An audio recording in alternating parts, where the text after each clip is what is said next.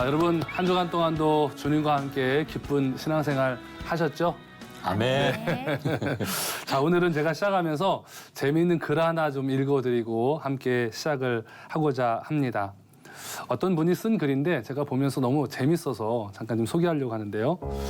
지난 날을 돌아보니 내가 외로울 때마다 늘 내 곁에서 있어 주던 당신. 당신 없이 내가 살 수 있었을까? 이스라엘 백성에게 낮에는 구름 기둥이, 밤에는 불 기둥이 있었듯이 나에게도 동일하게 다가와 주셨던 당신. 당신을 떠난 지금 가끔씩 생각납니다. 나도 한땐 좋았었는데 그대의 이름 이젠 입에 담기도 어색하지만 다시 한번 부르짖어 봅니다. 그리운 이름이요. 그대의 이름은 담배. 갑자기 지난주 택시기사 얘기가 생각이 나요. 택시기사 얘기가 생각나세요? 네. 또 반전이었어, 이것도. 반전이네. 생각도 못했네. 세상 사람들이 막 골치 아픈 일이 있을 때 그때 나가서 한 대 딱 피잖아요. 우리가 인생을 살아가면서 이렇게 골치 아픈 문제들을 만나면 잠시 쉼의 시간을 가지면서 어떤 이런 기호식품들을 찾게 되는 건데, 그런데 그런다고 해서 그 문제가 해결이 될까요? 그렇지 않죠. 예. 또 잠시 어떤 분들은 이제 술을 드시기도 하지만 아침에 깨고 나면 남는 거는 뭘까요? 더 괴롭죠. 그렇죠. 숙취. 예. 숙취 때문에 머리가 막 아프고 그런 것을 바라보게 됩니다. 여러분, 우리가 지난 주간에 르비딤에 대해서 우리가 배웠는데 오늘 그 르비딤에서 또 다른 사건이 하나 벌어집니다. 지난 주간에 르비딤에서 하나님과 이스라엘과 대결하는 구도가 있었잖아요. 뭐 때문에 그랬죠? 물 달라. 네, 물 달라고 그랬잖아요. 오늘은 뜻밖에도 전쟁이 벌어집니다. 그곳에서. 네, 이제 물 먹고 이제 막 해결이 돼서 이제 살만하다 뭐 이러고 있는데 갑자기 퍽 하고 누가 쳐들어와 가지고 전쟁이 벌어집니다. 광야에서 이스라엘 백성들이 치렀던 첫 번째 전쟁입니다. 바로 아말렉과의 전쟁이었습니다.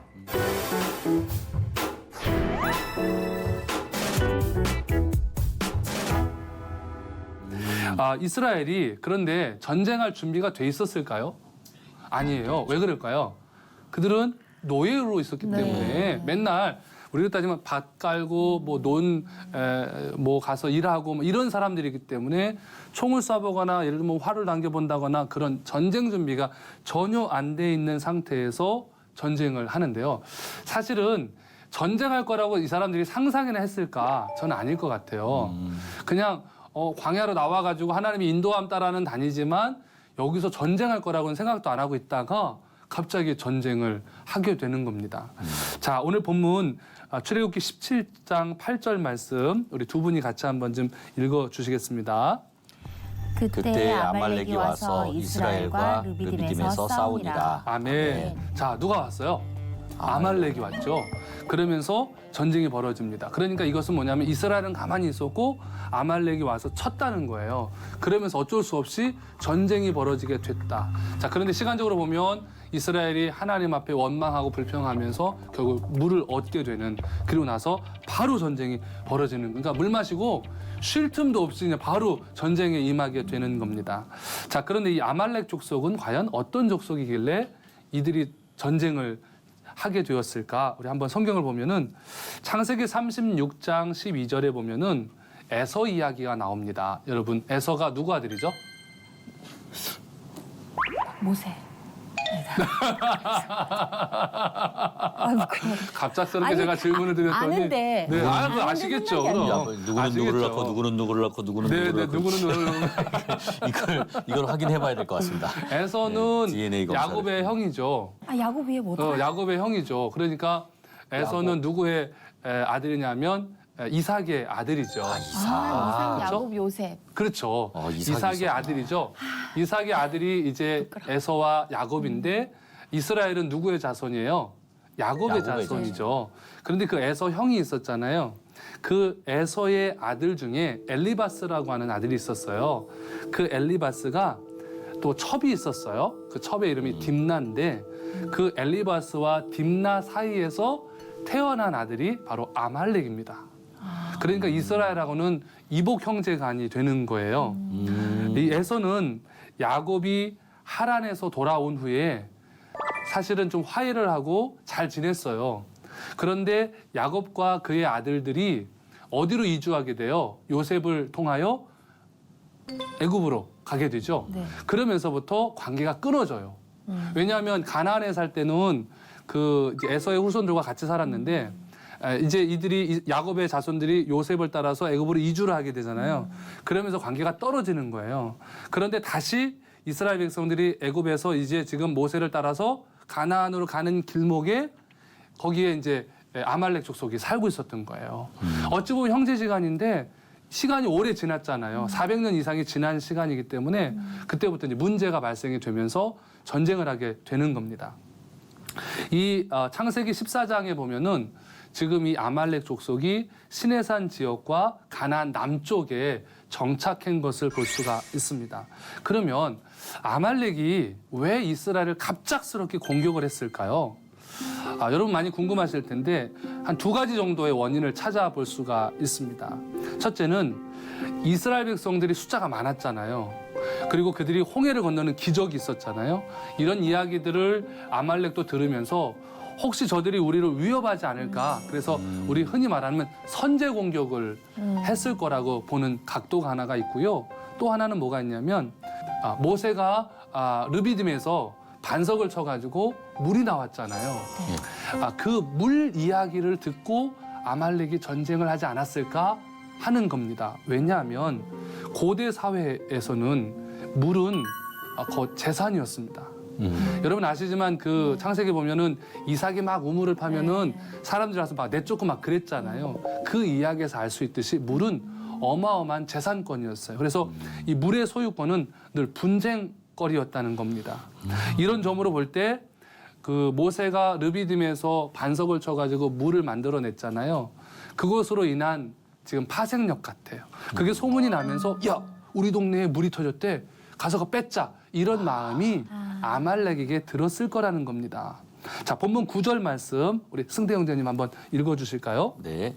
모세가 여호수아에게 이르되 우리를 위하여 사람들을 택하여 나가서 아말렉과 싸우라. 내일 내가 하나님의 지팡이를 손에 잡고 산 꼭대기에 서리라. 아멘. 네. 아멘. 자, 여러분 보면은 여기 먼저 모세가 장차 후계자가 될 여호수아에게 아주 이상한 제안을 하나 합니다.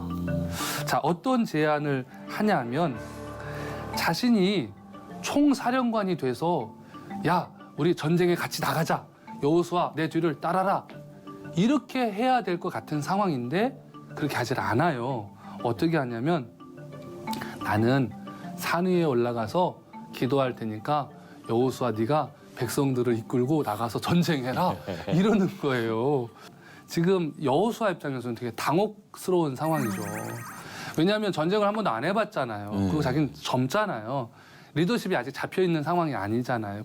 그러면서 산 밑에 최전방의 여호수아를 세우고 전쟁을 해보지도 않은 사람들에게 그걸 해보라고 하고 리더십이 잡혀있지 않던 여호수아에게 시키면서 당신은 아론과 훌을 데리고 산 위에 올라가는 장면입니다. 우리 모세가 왜 이렇게 됐을까요? 광야에서 더위를 잡수셔가지고 모세가 지금 이상한 말씀을 하시는 걸까요? 자, 왜 이런 상황을 하나님이 모세로 하여금 연출하셨는가? 우리가 한번 상황을 좀 보도록 하겠습니다. 자, 우리 본문 17장 11절로 12절 우리 소희자매님 한번 읽어주세요. 네. 모세가 손을 들면 이스라엘이 이기고 손을 내리면 아말렉이 이기더니 모세의 팔이 피곤함에 그들이 돌을 가져다가 모세 아래에 놓아 그가 그 위에 앉게 하고 아론과 홀이 한 사람은 이쪽에서 한 사람은 저쪽에서 모세의 손을 붙들어 올렸더니 그 손이 해가 지도록 내려오지 아니한지라. 아멘. 아멘. 야, 정말 이해가 안 가죠. 어떻게 손이 올라가고 손이 내려온다고 전쟁에 이겼다가 전쟁에 졌다가 이게 좀 이해 안 가는 지금 상황이 벌어지는데 근데 여기 지금 보니까 모세와 두 분이 더 나오죠. 누가 나와요? 아론과 훌이 나오죠. 예. 자, 도대체 아론과 훌은 어떤 분들이길래 모세가 그들을 데려갔을까요? 이 아론은 여러분 아시지만 모세에게 어떤 관계예요? 형이죠. 친형입니다. 근데 모세가 항상 말을 잘 못해가지고 아론이 모세의 대변인 역할을 했던 사람이었습니다.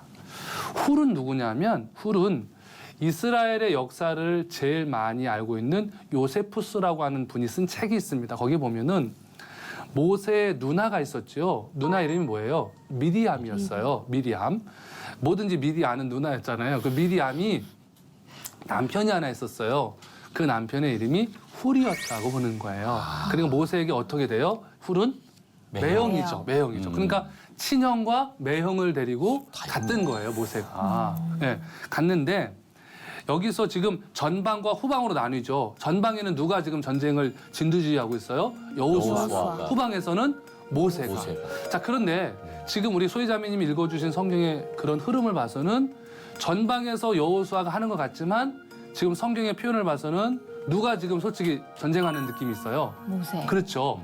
후방에서 모세가 전쟁하는 느낌이 있습니다. 자, 여러분 여기서 우리가 하나 보아야 할 게 있습니다. 모세의 팔이 점점점 뭐해졌다고 그래요? 피곤해졌다라고 이야기를 하고 있습니다.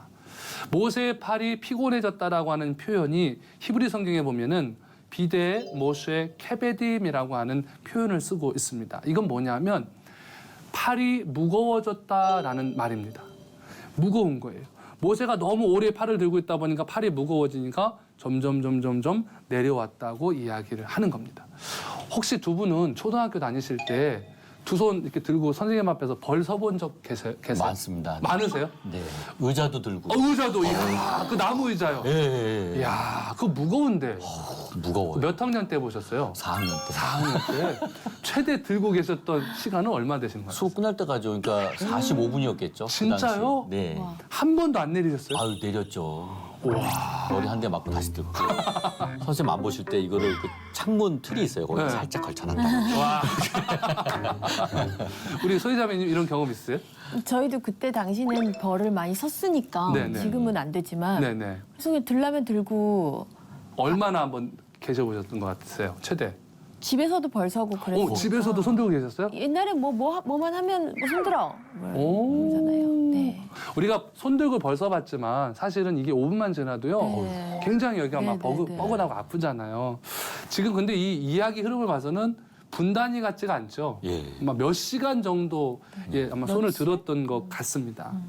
모세가 피곤해가지고 팔을 들고 있을 수 없는 상황이 됐습니다. 그랬더니 바위에다가 모세를 앉히고 아론과 홀이 팔을 이제 붙잡아 주는 장면을 성경이 봅니다. 전쟁이 계속되는 동안 모세의 팔의 각도에 따라서 위치에 따라서 전쟁의 결과가 달라지고 있습니다. 자, 그러면 한번 여기서 이런 걸 한번 생각해 봤으면 좋겠어요. 왜 모세가 팔을 올리고 내리고 하는 거에 따라서 전쟁의 승패가 좌우됐을까? 그 의미는 도대체 뭘까? 두 분은 좀 어떠실 것 같으세요? 왜 모세의 팔에 따라서 결과가 달라지는 이 장면은 도대체 무슨 의미일까요? 제가 기억하기로는 뭐 하나님 앞에 항복하는 어떤 항복하는, 손 들고. 뭐 그런 의미인 것 같기도 한데 뭐 그렇게 해석할 수도 있어요. 아닌가요? 근데 승대형님은 어떠실 것 같으세요? 간절한 바람? 간절한 바람. 예. 음. 이렇게 이기게 해주세요. 그럼 내리면은 야 올려. 예. 우리 벌 받듯이. 이것을 전통적으로 신학자들이 어떻게 해석하냐면요. 중보자의 기도 자세로 표현을 합니다. 그러니까 두 분 얘기하신 게 사실은 뭐 둘 다 맞다고 봐야 할 것 같아요. 첫 번째로는 기도할 때 손을 올린다라고 하는 표현이 성경에는 매우 중요한 의미가 있어요. 우리가 보통 주여 삼창하고 기도할 때 대부분 이렇게 우리 손을 들고 하잖아요. 여러분 시편 63편 4절에 134편 2절에 보면 간청하는 기도가 나와요. 그때 보면은 손을 들고 간청했다라고 하는 표현이 성경에 나와 있습니다. 그러니까 소희자매님 말씀처럼 하나님 앞에 항복하고 맡기는 거죠. 중보자가 그렇잖아요. 내 힘으로 할 수 없사오니 하나님께서 도와주세요라고 하는 표현도 되고 우리 승대 형제님 말씀하셨던 것처럼 하나님 정말 나는 힘이 없어요. 하나님 도와주셔야 돼요. 하는 그런 고백이 되어질 수 있습니다.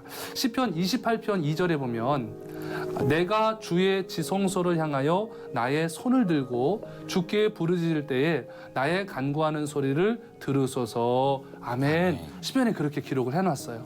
디모데전서 2장 8절에도 보면 그러므로 각 처에서 남자들이 분노와 다툼이 없이 거룩한 손을 들어 기도하기를 원하노라. 아멘. 그러니까 간절히 기도할 때는 뭘 들고 기도해요? 손을 들고 기도하는 겁니다. 또한 모세를 최고의 중보 기도자로 묘사하려고 하는 모습이 성경 안에 있습니다. 앞서 모세가 하나님 앞에 부르짖어서 기도했던 전력이 있습니다. 3번 그랬거든요. 출애굽기 14장 15절에 15장 25절에 17장 4절에 보면 모세가 부르짖어 기도를 했습니다. 본문은 모세가 하나님의 지팡이를 들고 그의 팔을 올린 것 외에 어떤 행동을 한 것인지 나오지는 않습니다. 이를 기도의 행위로 해석해 본다면 지금 예를 들어 손을 들었다 했잖아요. 그러니까 손을 든 게 기도라고 정확하게 표현은 되어지지 않지만 손을 든 것을 기도하는 모습으로 우리가 한번 상상해 본다면 하나님이 손을 들었을 때 기도했을 때 하나님이 이 전투에 개입하셨다는 것을 알 수 있는 거예요. 손을 들면 이기고 손을 내리면 지잖아요. 그러니까 우리가 중보하면서 두 손을 높이 들고 하나님 앞에 갈 때 하나님이 나의 상황 가운데 개입하신다라고 하는 의미가 이 안에 담겨져 있는 거예요. 본문 13절 같이 한번 두 분 읽어주세요. 여호수아가 칼날로 아말렉과 그 백성을 쳐서 무찌르니라. 아멘. 자, 전쟁이 진행되는 동안 아론과 훌이 계속해서 모세의 손을 들어줬습니다. 그 결과 여호수아는 대적들을 무찌르고 있었는데 여기서 무찔렀다. 이것이 동사로 보면은 히브리어에서 약화시켰다 그런 의미가 있습니다. 그러니까 전쟁을 해서 완벽한 승리는 아니고 전쟁을 하면서 뭐가 되는 거예요? 상대방이 약화되었다라는 의미입니다. 자, 그러니까 여러분 이게 무슨 의미냐면 이 전쟁에서 아말렉과의 전쟁에서 이스라엘이 이기긴 이겨요. 그런데 완전히 무찌른 게 아니에요. 약화시킨 거죠. 그러니까 뭐라고 그럴까요? 부분적인 승리였다는 겁니다. 그러니까 아말렉이 전쟁을 하다가 어느 정도 안 되니까 퇴각을 했던 것 같아요. 도망을 갔다는 겁니다. 이 이후에 아말렉은 계속해서 이스라엘을 괴롭히게 됩니다. 그러니까 이게 완벽한 승리는 아니었어요. 자, 14절 말씀 두 분 같이 한번 읽어주세요. 여호와께서 모세에게 이르시되 이것을 책에 기록하여 기념하게 하고 여호수아의 귀에 외워 들리라. 내가 아말렉을 없이하여 천하에서 기억도 못하게 하리라. 아멘. 자, 이 전쟁으로 아말렉이 완전히 소멸된 것은 아니라고 말씀을 드렸죠. 그 이후에 이스라엘과 계속 전쟁을 하게 되는데 신명기 25장 17절로 19절에 보면 너희는 애굽에서 나오는 길에 아말렉이 내게 행한 일을 기억하라. 곧 그들이 너를 길에서 만나 내가 피곤할 때에 내 뒤에 떨어진 약한 자들을 쳤고 하나님을 두려워하지 아니하였느니라. 그러므로 내 하나님 여호와께서 내게 기업으로 주어 차지하게 하시는 땅에서 내 하나님 여호와께서 사방에 있는 모든 적군으로부터 내게 안식을 주실 때에 너는 천하에서 아말렉에 대한 기억을 지워버리라. 너는 잊지 말지니라. 아멘. 그렇게 말씀을 합니다. 여호와께서 모세에게 말씀하시기를 전쟁의 승리와 함께 아말렉을 멸절시킬 것이라고 하는 것을 기록해놔라. 그렇게 말씀을 하시는 겁니다. 정말 이 기록대로 아말렉이 뒤에 계속 괴롭히긴 하는데 후에 진짜 아말렉이 완전히 멸절되는 일이 생겨요. 그게 언제 생기냐면 히스기야 시대 때 아말렉이 완전히 멸절을 당해요. 그런데 하나님이 이렇게 될 거라는 것을 모세에게 기록해서 기념하라고 말씀을 합니다. 자, 이 사건에서 여호수아의 입장에서 다시 한번 봤으면 좋겠어요. 자, 모세는 산 위에 올라가서 지금 손을 들고 기도하고 있습니다. 여호수아는 생명의 위협을 지금 당하면서 최전방에서 전쟁을 하고 있습니다. 자, 여러분 이런 상황이 되면 여호수아는 굉장히 막 힘들 것도 같고 원망도 될 것 같아요. 그런데 하나님은 왜 이렇게 하셨을까? 두 분은 어떤 생각이실 것 같으세요? 하나님이 왜 이렇게 하셨을까요? 모세는 그동안 고생했으니까. 네네네. 걔 고생했어. 탈출시키느라고 고생했으니까. 네네. 여호수아 이제 네가 좀 해봐. 네네. 네, 너도 좀 조금이라도 느껴봐. 네네네. 네, 그러지 않았을까요? 정말 너무나 멋진 마음이신 것 같아요. 자, 그런 마음도 있지만 실제적으로는 뭐였냐면 하나님은 지금부터 여호수아에게 차기 리더십 준비를 시키시는 거예요. 여러분 아시지만 앞으로 40년 후가 되면 누가 리더십이 돼요? 여호수아가 되잖아요. 정면에 서서 해보고 나니 누구의 마음을 느끼게 될까요? 하나님의 마음. 하나님의 마음도 느끼고 모세의 모세의 마음도 마음도 느끼는 거예요. 여호수아가 우리 선생님께서 너무 힘드셨겠다 하는 그런 마음을 갖게 됩니다. 그러면서 그가 하나 배우는 게 있습니다. 뭐였을까요? 전쟁은 두렵지만 내 힘으로 이길 수 없는 것이고 누구의 힘으로 이긴다? 하나님의 힘으로 이긴다. 그리고 하나님이 그것을 성경에 기록하라고 했잖아요. 그것은 뭐예요? 그것을 잊지 말라는 거예요. 이 세상의 전쟁은 하나님의 힘으로 하는 것이다. 이스라엘 백성들이 이것을 잊지 말아라, 기억해라, 그 말씀을 하시는 거예요. 자, 본문 15절에 보면 모세가 제단을 쌓고 그 이름을 여호와 니시라 하고라는 표현이 있습니다. 자, 이제 전쟁에서 이겼어요. 그리고 단을 쌓았어요. 예배를 드렸어요. 그리고 거기에서 하나님 앞에 고백합니다. 그러면서 하나님은 여호와 니시라고 하는 표현을 쓰게 되는데 여호와 니시는 어떤 뜻이냐면 여호와는 나의 깃발이시다 그런 뜻이 있습니다. 그래서 우리가 승리의 이야기를 할 때 여호와 니시라는 표현을 쓰는 건데요. 옛날 그 고대에서 전쟁할 때 깃발은 어느 소속의 군대인지를 표시해요. 여러분 아시지만 우리나라도 사극을 보면 전쟁하러 나갈 때 맨 앞에 뭐가 나가요? 그죠? 깃발들 막 들고 나가잖아요. 우리가 볼 때는 깃발이 뭐 필요 있을까 싶은데 그 깃발을 하는 것은 철저하게 그것은 소속을 나타내는 것이고 그 깃발의 여러분 그 모양과 모습을 통해서 전쟁의 성패가 바뀌어지기도 합니다. 그래서 여러분 아시지만 막 깃발을 막 휘두르기도 하고 하면서 그 나름의 신호 역할을 하잖아요. 백성들에게. 자, 그래서 이 깃발은 굉장히 중요한 의미가 있고 또 하나는 뭐냐면 이 깃발을 들었을 때 그 깃발 밑으로 백성들이 몰려들기 시작합니다. 그러니까 깃발은 중심점이 되어지기도 한다는 거예요. 그러니까 하나님이 여호수아와 모세에게 가르쳐 주세요. 여호와만이 이스라엘의 전쟁이 임할 때 가져야 할 깃발이다.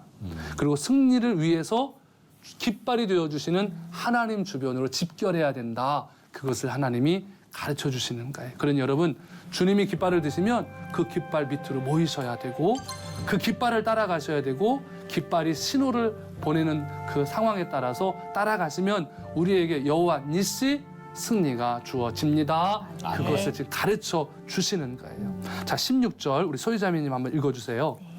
이르되 여호와께서 맹세하시기를 여호와가 아멜렉과 더불어 대대로 싸우리라 하셨다 하였더라. 아멘. 자, 여호와께서 대대로 누구와 싸우신대요? 아말렉과 싸우신대요. 이는 아말렉이 하나님의 백성들을 건드렸기 때문에 하나님이 두고 보자는 거예요. 그만큼 이스라엘을 하나님이 뭐 하셨던 거예요? 사랑하셨어요. 그렇습니다. 사랑. 나 같으면 안 될 것 같아. 그렇게 대들고 막 하는데도 하나님 이쁘시다는 거예요. 자, 여러분 아말렉이 공격을 했잖아요. 여기에는 반드시 중요한 유익이 있습니다. 어떤 유익이 있을까요? 아말렉의 공격을 통해서 이스라엘이 겸손해졌습니다. 그동안 하나님을 믿는다고 하면서도 교만할 때가 많았습니다. 우리는 하나님의 도움 없이도 살아갈 것처럼 살아가요.